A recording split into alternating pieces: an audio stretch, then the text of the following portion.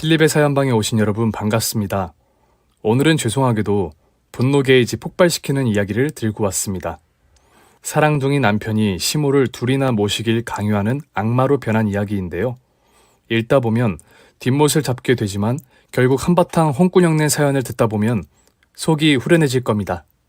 안녕하세요. 저는 현재 강원도 원주에 사는 40대 초반 주부입니다. 2명의 시모와 함께 살면서 인생의 롤러코스터를 탄 경험을 지금부터 얘기해 보려고 합니다.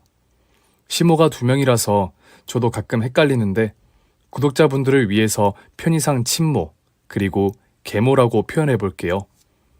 제가 결혼 전 지금 남편을 만난 얘기부터 시작해야겠네요. 저는 30대 후반 남편을 등산 모임에서 만났습니다. 자상하고 듬직한 남편 모습에 반해 연애 2달 만에 결혼을 결심했어요.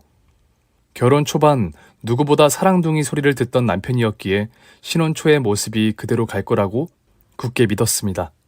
남편은 결혼하고 나서 한 1년 동안 한밤중에 저한테 머리맡에 물을 떠다 줄 만큼 자상한 사람이었습니다. 주변 워낙에 자상하다는 말을 들어서 제가 한 번은 물어봤더니 남편이 그러더군요. 우리 아빠가 엄마한테 하는 걸 봤거든. 아버지한테 배운 거지 뭐. 아버지가 원래 성격이 다정하셔? 그래도 아버지 그런 점을 닮아서 다행이네. 시아버지는 저한테 우리 새애기 하면서 다정하셨거든요. 시어머니도 저를 예뻐해 주셔서 저는 시집살이라고는 남의 집 얘기라고 생각하고 결혼 생활이 참 행복했습니다. 그런데 결혼하고 1년 뒤에 시아버지가 갑자기 뇌출혈로 돌아가시면서 모든 게 바뀌기 시작했어요. 이 집안이 알고 보니 콩가루 집안이었다는 것을 말입니다.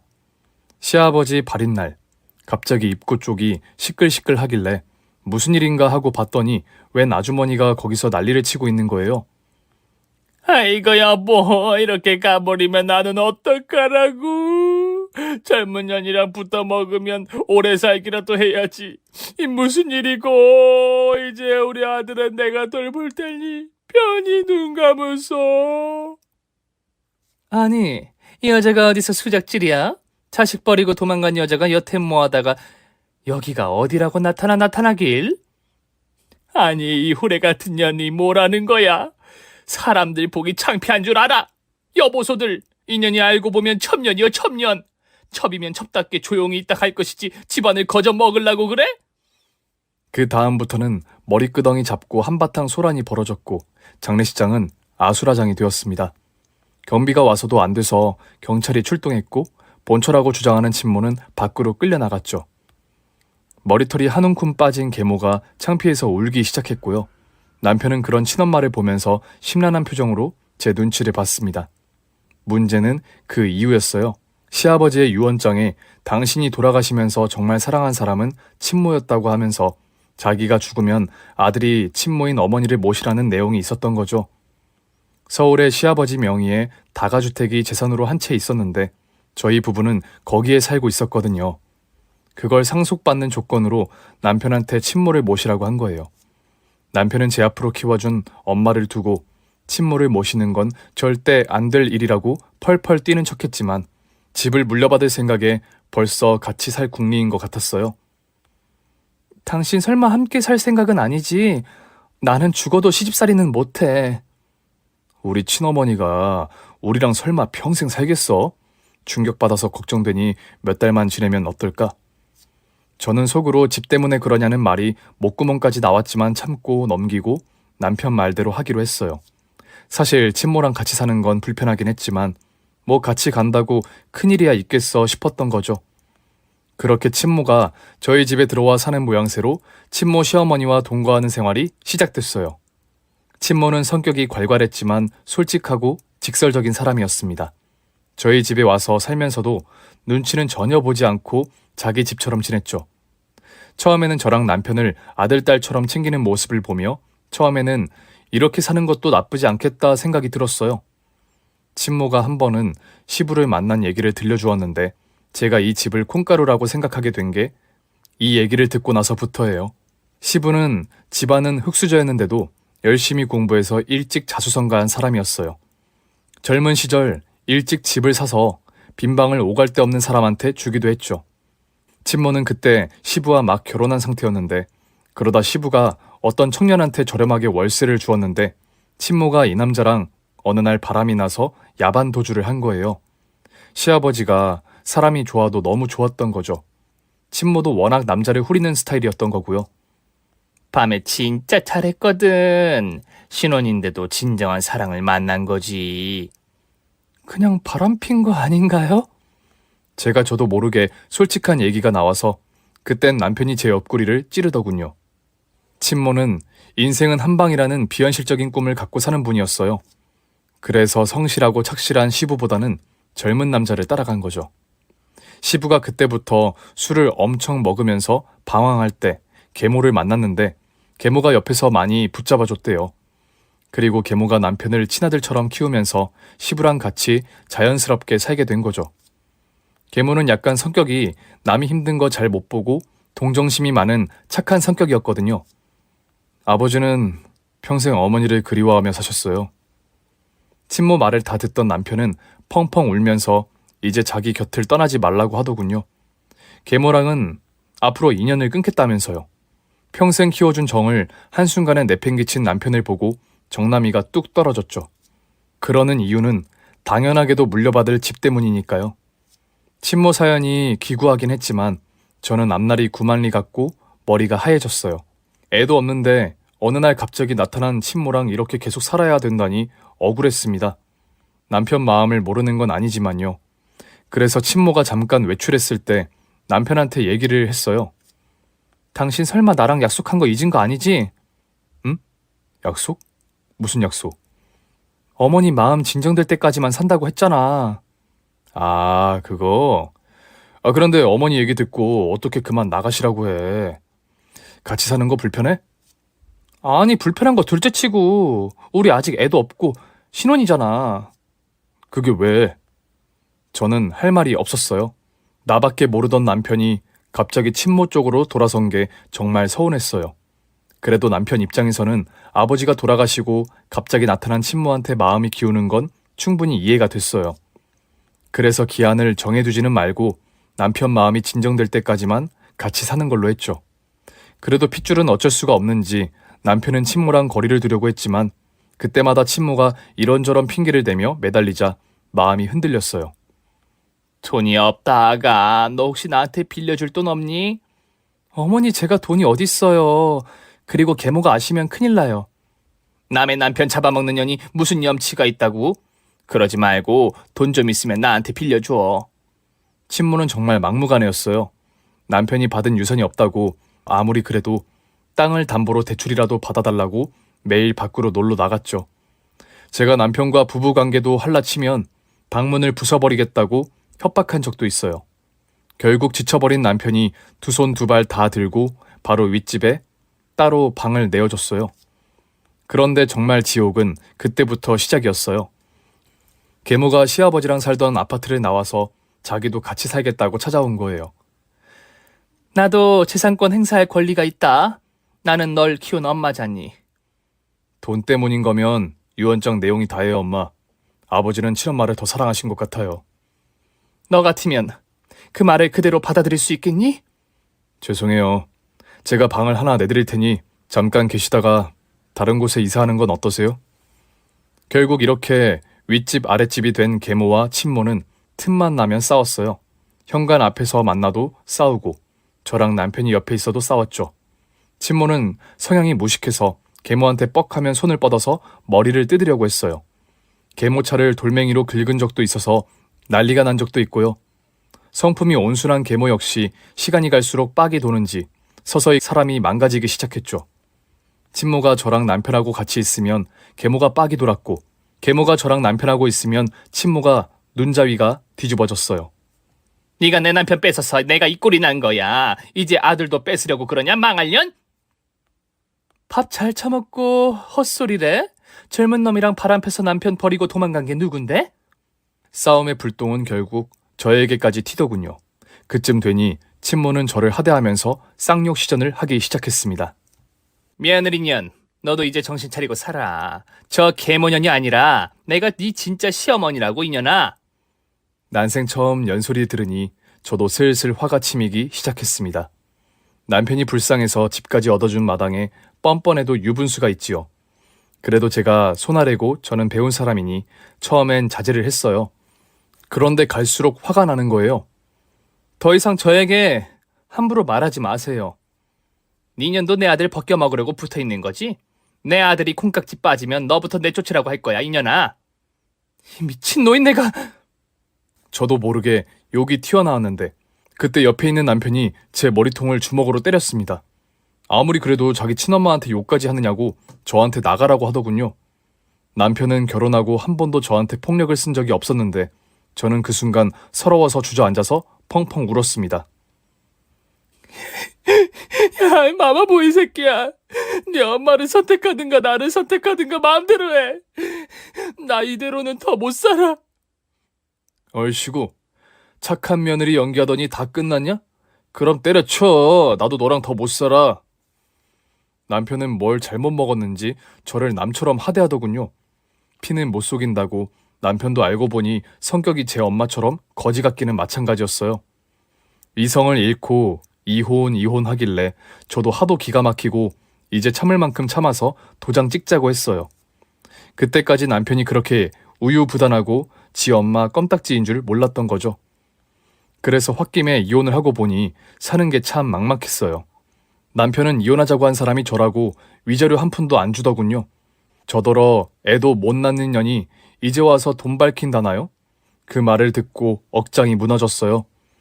이혼 도장 찍은 날 홀랑 짐만 싸들고 집을 나가면서 저한테 하는 말이 이 집은 내 거니까 생활비 달라 어쩌라 하지 마. 그러더군요. 시무를 둘씩이나 모시다가 졸지에 거지가 된 저는 할 줄 아는 것도 모아놓은 돈도 없이 그날부터 집 앞 마트 알바를 나가기 시작했습니다.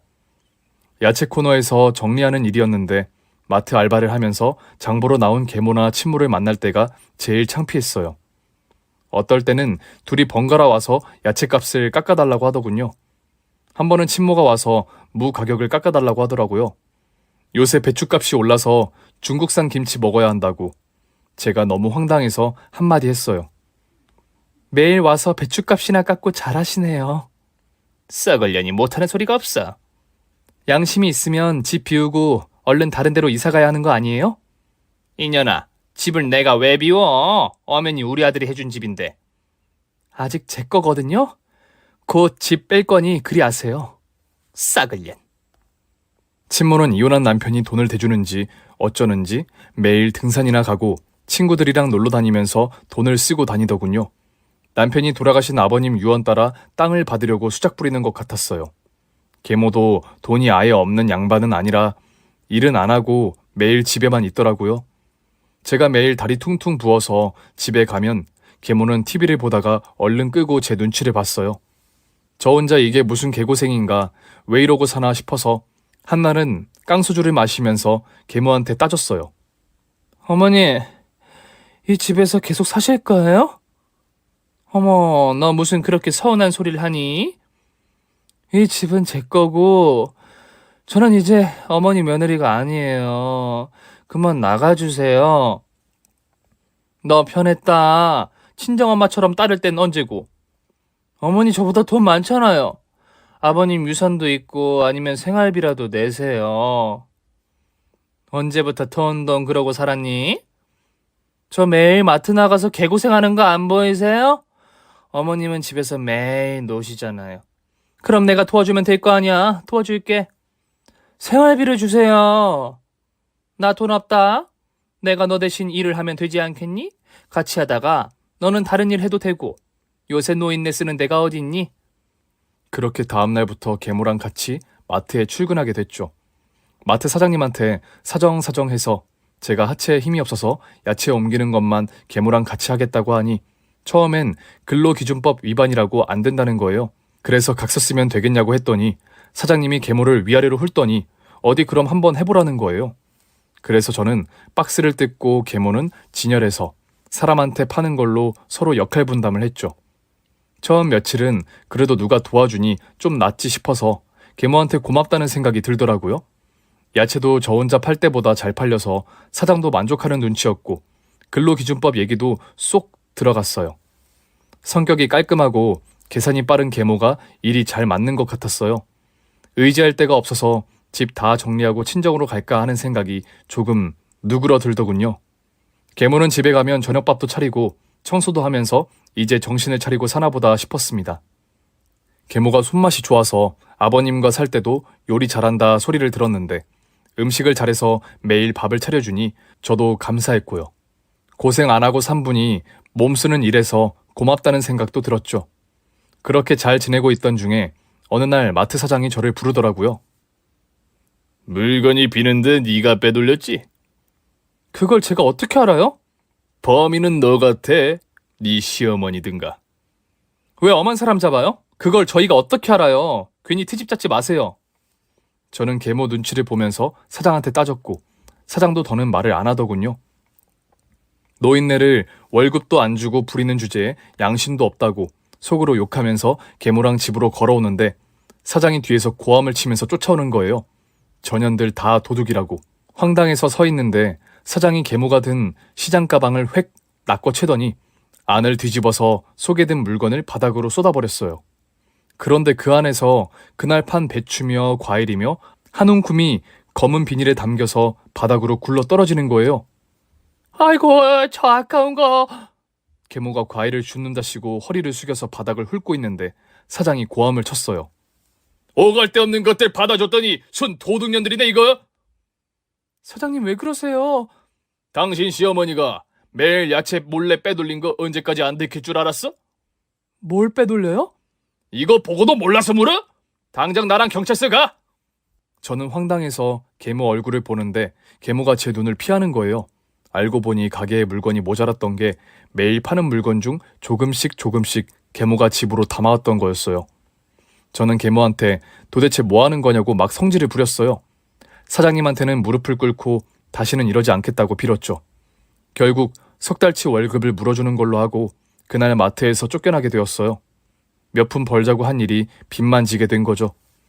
그 일이 동네에 소문이 나서 저는 근처에 있는 알바 자리 하나도 구할 수가 없었어요. 며느리랑 시어머니가 동네에서 사기치고 다닌다는 소문이 돌아서 더 이상 그 동네에 살 수가 없었어요. 그런데도 계모는 마트를 그만두고 여전히 하는 일 없이 집에서 놀고 있었더라고요. 황당했죠. 너희네가 양심 있어야지. 그러고도 밥이 넘어가요? 저는 계모가 미워 죽겠어서 쏘아 붙였어요. 네 말이 맞는 것 같다. 무슨 소리예요? 내가 집을 나갈게. 생각 잘하셨네요. 저도 이 방 뺄 거예요. 언제 비우실 거예요? 당장 비워야지. 그동안 미안했다. 계모는 그러고는 짐을 싸더니 집을 나갔어요. 저는 이제라도 혹된 기분이 들어 후련했죠. 어쩌다가 팔자가 꼬였는지 그때 당시에는 굿이라도 해서 새 출발을 해야겠다는 생각이 들었어요. 이제는 친모에게 집을 비워달라고 하려고 윗집으로 올라갔는데 거기 계모가 친모와 함께 있는 거예요. 왜 여기 계세요?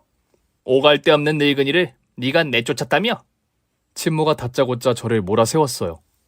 손버릇이 안 좋은 시어머니 때문에 잘린 게 누군데요? 너는 참 독한 년이야. 입이 터졌다고 말이 다가 아니죠. 저도 이제는 막장이라는 생각에 친모한테 대들었어요. 친모는 주먹으로 제 머리통을 때리려고 했고 저도 화가 나서 친모의 머리끄덩이를 잡아서 바닥으로 내동댕이 쳤어요. 계모는 싸움을 말리지는 못하고 전화로 112에 신고해서 경찰이 출동했고 결국 친모랑 계모가 집을 비우는 것으로 경찰이 싸움을 말렸죠. 저는 이제는 악연이 끊겼다고 한시름 놨습니다. 이후에 저는 어떻게든 돈을 벌려고 해서 주변에 물어보니 돈을 벌려면 강남으로 가야 한다고 하더군요. 해서 강남 역삼동에 있는 한 부동산에 나이 40살 다 되어서 취업을 했어요. 여자 홀몸으로 빌어먹고 살기 힘들어서 거기 사장을 꼬셨죠. 그러고 눈이 맞아서 다시 재혼을 하게 되었습니다. 제 인생에 처음으로 강남살이를 하기 시작했어요. 서울의 50평대 아파트에 살면서 이제 다시 중산층처럼 사나 싶었죠. 남편은 제 과거를 묻지 않았고 저 역시 악몽 꾸었다는 생각을 하고 애도 낳고 여느 여자들처럼 평범하게 살리라고 마음먹었어요. 남편이 하는 일은 부동산 토지 분양이었는데 사업이 잘 돼서 저는 벤츠를 타고 다니고 진주 목걸이도 차보면서 나름 호의호식하고 살고 있었습니다. 남편이 하는 사업이 커지다 보니 혼자서 하기 힘들고 주변 사람을 잘 안 믿는 남편의 성격상 제가 일을 도와주기로 했죠. 어느 날 남편과 함께 영업을 하러 갔는데 어느 빌라업자를 만나러 간다는 거예요. 계약이 큰 건이라고 해서 저도 나름 신경 쓰고 정갈한 정장 차림으로 미팅 자리에 갔죠. 박 회장님이라는 분이 있는데 단시간에 부동산 투자로 큰 돈을 버신 여자분인데 남편은 저더러 배울 게 많을 거라고 대단한 사람이라고 한껏 추켜 세웠습니다. 강남에 있는 한 빌딩 4층 회장실에 도착해서 커피를 마시면서 기다리고 있는데 마침 회장실 문이 열리더군요. 그리고 거기에는 백발의 하얀 샤넬 정장을 풀 장착한 노인이 앉아 있는데 친모더라고요. 저는 그 순간 너무나도 놀라 듣고 있던 커피잔을 떨어뜨렸고 바닥은 와장창 소리가 나면서 유리가 튀었어요. 어머, 이게 누구셔? 여기서 다 만나네? 대체 어떻게 된 거예요? 왜 여기 있는 거예요? 저는 놀라서 말이 제대로 나오지 않았습니다. 늙은이가 돈 벌지 말란 법 있니? 어머니가 돈이 어디 있다고? 너는 예전에도 그렇고 지금도 그렇고 사람을 아주 무시한다. 그이가 돈 대준 거예요? 부동산업이 돈만 있다고 되는 줄 아니? 이것도 사업 수완이야. 친모는 전 남편이 돌아가신 아버지가 물려준 집을 팔고 투자한 사업을 대신 운영하고 있었어요. 젊은 시절에 부동산 업계에서 일한 친모가 전 남편을 등에 업고 강남에서 투자 사업체를 운영하고 있었고 현 남편은 그런 시모와 거래처 관계였던 거였어요. 악연도 그런 악연이 없죠. 현 남편은 제가 친모와 아는지 모르는 눈치였고 저는 안절부절 못하면서 미팅을 이어갔습니다. 알고 보니 남편이 하는 분양 프로젝트의 큰 물주 중 한 사람이 친모였고 그래서 남편은 친모를 회장님 하면서 따르는 눈치였어요. 친모는 그 상황을 너무나 잘 알고 있었고 그래서 현 남편을 거의 제 사람처럼 부리더군요. 유 사장, 이번 분양건 성공시키려면 우리가 머리를 잘 짜야 돼. 나만 잘한다고 될 일도 아니고. 그럼요, 회장님. 제가 할 수 있는 건 다 하겠습니다. 그래. 그러면 여기 사모님을 이번 건 책임자로 맡기고 나한테 며칠만 보내줘. 이런 부동산은 오히려 여자들이 더 잘 보는 거거든. 네, 그렇게 하겠습니다. 무슨 속셈인지 친모는 저를 강남 사무실로 매일 불렀고 사정을 모르는 남편은 그러겠다고 하더군요. 집에 와서 남편한테 못 간다고 하니까 남편이 대뜸 하는 말이 착히 내놔 였어요. 뭐라고? 당신이 한 달에 가져가는 생활비가 1,500이거든? 이거 성사 못 시키면 당신 생활비 10분의 1로 줄여야 돼. 착히부터 내놔. 돈 앞에 장사 없다고 다정하기 그지없던 남편이 냉정하게 나오더군요. 저도 한번 이혼한 여자라 지금 남편한테 버림받으면 안 된다는 생각에 더 이상 대꾸를 못했습니다. 어차피 비즈니스 관계에서 만난 사이니 친모라는 생각을 지우고 일단 당장 사업부터 잘 돼야 한다는 생각밖에 없었어요. 그래서 저는 다음 날부터 바로 강남으로 출근했죠. 친모는 저를 보더니 썩은 미소를 지으면서 말했습니다. 싸가지 없는 며느리년을 여기서 또 보네? 이러지 마세요. 사업 때문에 온 거예요. 저 더 이상 며느리 아니에요. 그리고 말 함부로 하지 마세요. 예전에 집에서 내쫓던 기세는 다 어디 가고? 그러고 보니 인연이 참 기네. 제가 뭘 하면 돼요? 너 할 거 많지. 내가 사업하느라 바빠서 집을 잘 못 치우고 관리도 못하고 있는데 가서 집 청소 좀 하고 와. 어머니, 아니, 박 회장님, 저 그런 일 못해요. 맘대로 해. 나는 손해볼 일 하나 없다. 계약은 없던 걸로 하고. 친모는 저한테 무슨 철전지 원수가 지었는지 저한테 터무니없는 요구를 하더군요. 현 남편과 분양을 마무리 지을 동안 자기가 사는 아파트에서 가정부 역할을 하라는 거예요. 한마디로 저한테 대놓고 다시 시어머니 노릇을 하겠다는 거였죠.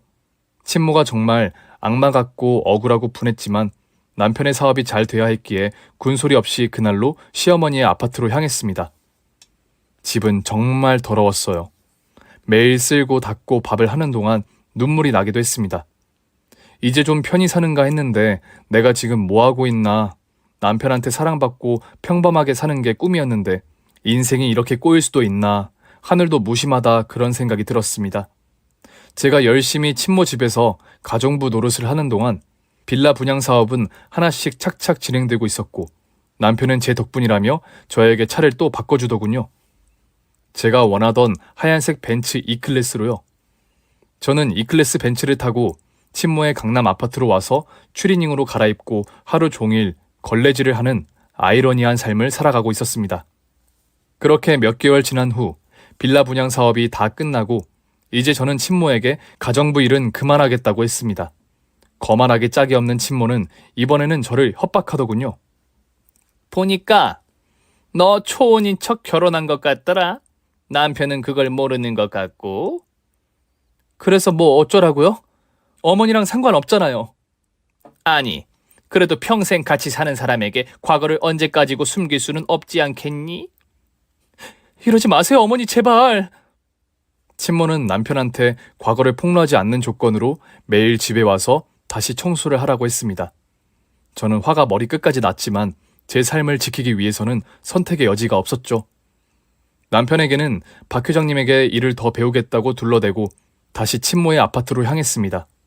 남편은 물주에게 뭔가 더 얻어낼 게 있을지도 모른다는 생각에 좋아라 하더군요. 그쯤 되니 남편이 저를 더 이상 사랑하지 않는다는 걸 알게 됐습니다. 그저 제가 사업을 도와주고 말도 잘 들으니 저를 단지 비서처럼 데리고 다니는 거였어요.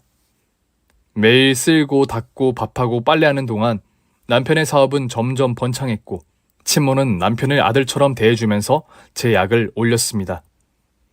저는 화가 나고 억울해서 참을 수가 없었습니다. 내 한 몸 행복하자고 결혼한 건데 현실은 겉만 번지르르 하고 일당잡부와 다름없는 삶을 살고 있었으니까요. 저는 시모의 약점을 찾으려고 머리를 굴리다가 전 남편에게 전화를 걸었습니다. 나 당신이 너무 보고 싶어. 그리워. 당신이랑 이혼한 뒤로 다른 남자랑 자본 적이 없어. 우리 제발 한 번만 만날 수 없을까? 전 남편은 이혼을 하고 여자가 없이 혼자 지내는 것 같았어요. 이혼 전에는 매일 밤 저를 찾을 정도여서 이혼하고도 한 번쯤은 만날 수 있으리라 생각했고 그렇게 하룻밤 전 남편을 꼬실 수 있었죠. 전 남편과 밤을 보낸 저는 전 남편에게 친모가 남편 돈을 빼돌리고 있다고 거짓말을 했습니다. 뭔 소리야? 엄마가 그럴 리가 없어. 어머니가 아버님 유산으로 받은 돈으로 투자를 하려고 해. 우리 남편이 진행하는 그 투자. 완전 구멍투성이거든. 당신 이 나이에 빈털털이 거지 될 거야? 전 남편은 친모가 투자한 돈의 배당금으로 놀고 먹는 상황이었기에 제 말을 듣고 눈이 뒤집혔습니다. 그리고 당장 친모를 찾아가려고 했죠.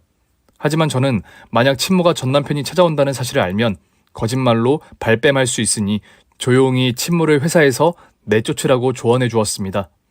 아버지의 유언이 있었지만 전 남편도 친모를 효도한다기보다는 돈 때문에 붙어 있는 거였거든요.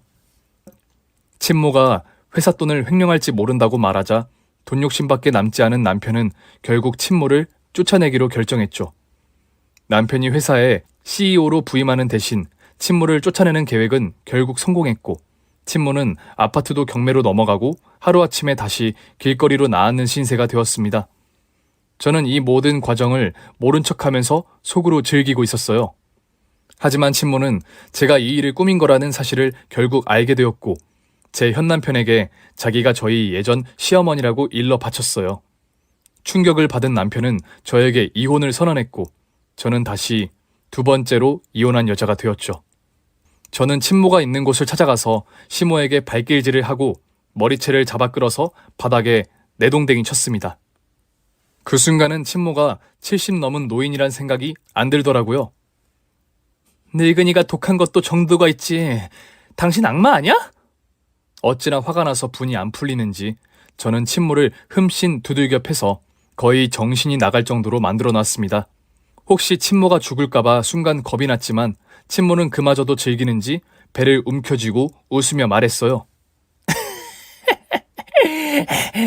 시어머니를 공경하지 않는 대까지 이년아. 당신 죽을 때까지 내가 고생시킬 거야. 두고 봐! 맘대로 해. 이제 너나 나나 피차 커지인데. 악마 같은 친모는 한마디로 사막에 떨궈놔도 살아남는 독종이었죠. 몇 년 뒤 수중에 얼마 안 드는 돈으로 다시 강원도 원주에 두부집을 차려서 잘 먹고 잘 산다는 얘기가 들리더군요. 저는 더 이상 빌어먹을 데가 없어서 다시 마트 알바를 나가면서 나이 40이 넘어 삶이 바닥을 치기 시작했습니다. 강남 아파트를 벗어나 예전에 살던 동네 빌라 반지하를 월세로 얻었어요.